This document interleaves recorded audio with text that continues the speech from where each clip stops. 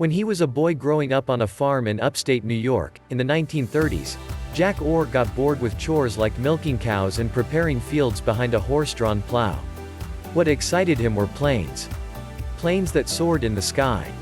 Even planes that sometimes had to come quickly back to Earth, like one that made a forced landing in the fields where he was working. That excitement led him to make model airplanes as a boy. And then fly real ones when he grew up. Orr's dream came true during World War II, when he joined the Army Air Corps, the precursor to the U.S. Air Force, as a cadet in 1942 and learned to fly fighter planes, his favorites being the P-51 Mustang and P-40 Warhawk. Nearly 300,000 Americans died during World War II. But Orr, who spent his time in the Army transporting fighter planes across the U.S., didn't see combat, and survived. And last week, as the nation was getting ready to turn its attention to the long Memorial Day weekend, the Lakewood resident celebrated his 100th birthday. Orr gathered with his friends and family members at Hoff's Hut restaurant, in Long Beach, on May 25 to mark the veteran's milestone birthday. His loved one sang, "Happy Birthday." But after, Orr, who has dementia, surprised everyone by singing the classic song to himself a cappella. Then, wearing a crown and a banner that read, "100 never looked so good," he blew out a single candle on a cupcake and smiled broadly as the attendees cheered.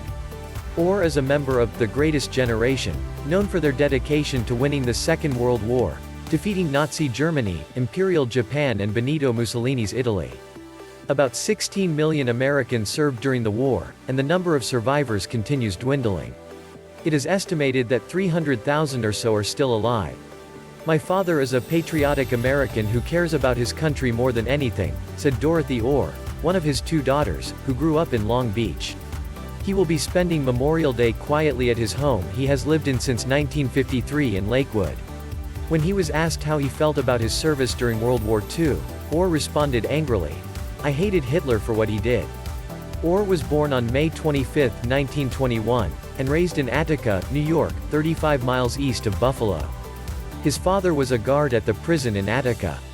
Orr got an early start in his aviation career by getting a job as a draftsman with the Curtiss-Wright Aviation Company. He said he missed his graduation from Attica High School because of his job with Curtiss-Wright. He then signed up with the Army during World War II. Orr, after intensive training, spent most of his military service in 1944 and 1945 ferrying fighter planes from Long Beach, Dallas and other locations to the East Coast for transport overseas. Orr also trained on the C-47 transport plane. In 1945, he was getting ready for a deployment flying supplies from India to China in the Pacific Theater. But then President Harry S.